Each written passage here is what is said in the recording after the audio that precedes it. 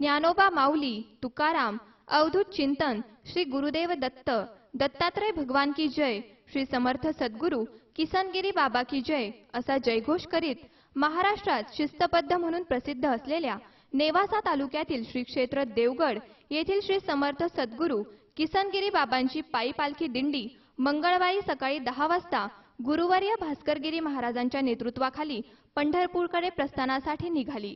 दिंडीत सुमारे 1200 महिला आणि पुरुष भाविकांचा समावेश आहे।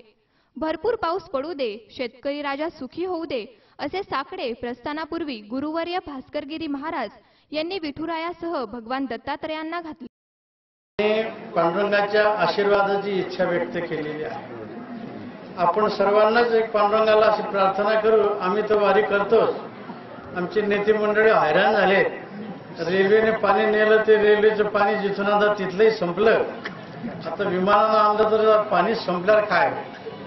पाऊस सुरू झालेला आहे, परंतु 10 गावातून 4 गावाला पाऊस आहे, 6 गाव अजून तसेच आहेत। तेव्हा सर्वत्र भरभरून पाऊस पडावा। साहेबांनी सांगितल्याप्रमाणे आपण ओले होऊन आजारी पडलो तरी चालेल, परंतु शेतकरी बांधव सगळे सुखी झाले पाहिजे। पाऊस जर आलाच नाही तर एकच आपण ठरवायचं, आता पांडुरंगाच्या फार डोकं आदळायचं।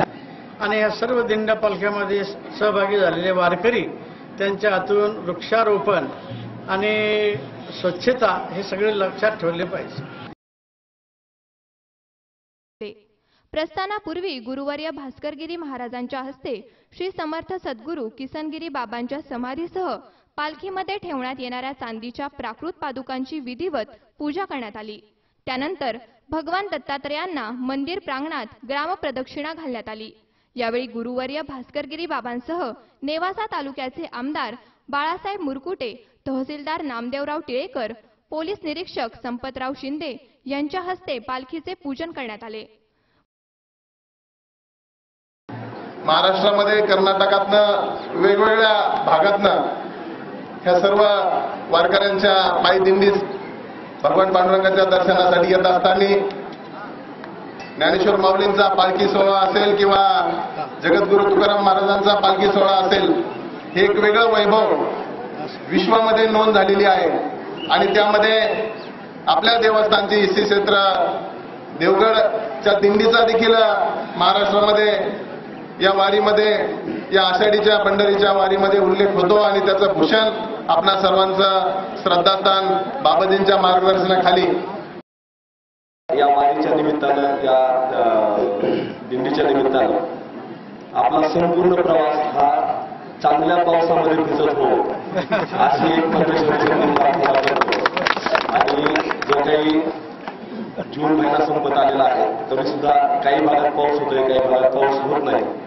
संपूर्ण महाराष्ट्रामध्ये नाही तर देशामध्येच एक चांगला पाऊस हो। या वारीच्या संबंधामध्ये पहिल्यांदाच हिंदू मुस्लिम एकतेचंही चांगलं मिश्रण पाहायला मिळालेलं आहे। कालच बाबाजी आणि आम्ही बसलो होतो तर काही अफवा पसरवणारे, दिंडीवर कुणी समाजकंटकांनी दगडफेक केली वगैरे अशा बातम्या पसरवतात आणि कारण नसताना समाजामध्ये दुही निर्माण करतात।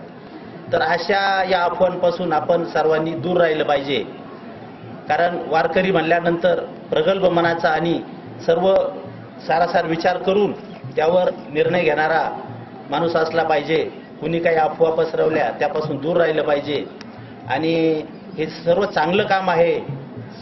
चाच्यांनी जसं याच्यामध्ये सहभाग घेऊन एक वेगळा आदर्श घडवून आणलेला आहे, तर मी सर्व मुस्लिम बांधवांनाही या वेळी आवाहन करतो की त्यांनीही ज्या ज्या ठिकाणी ही दिंडी जाईल आपला खारीचा वाटा उचलून यामध्ये योगदान द्यावं।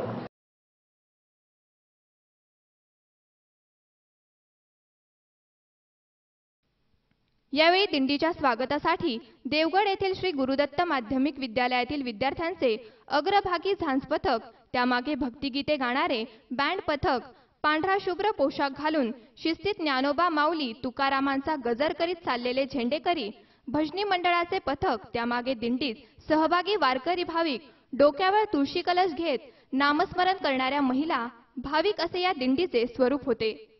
पर्यावरणाच्या संवर्धनासाठी जागा मिळेल तेथे झाडे लावा असे आवाहन यावेळी करण्यात आले। यावेळी तहसीलदार नामदेवराव टिळेकर, पोलीस निरीक्षक संपतराव शिंदे, मुस्लिम समाजाचे लाला शेख यांनी दिंडीस शुभेच्छा दिल्या.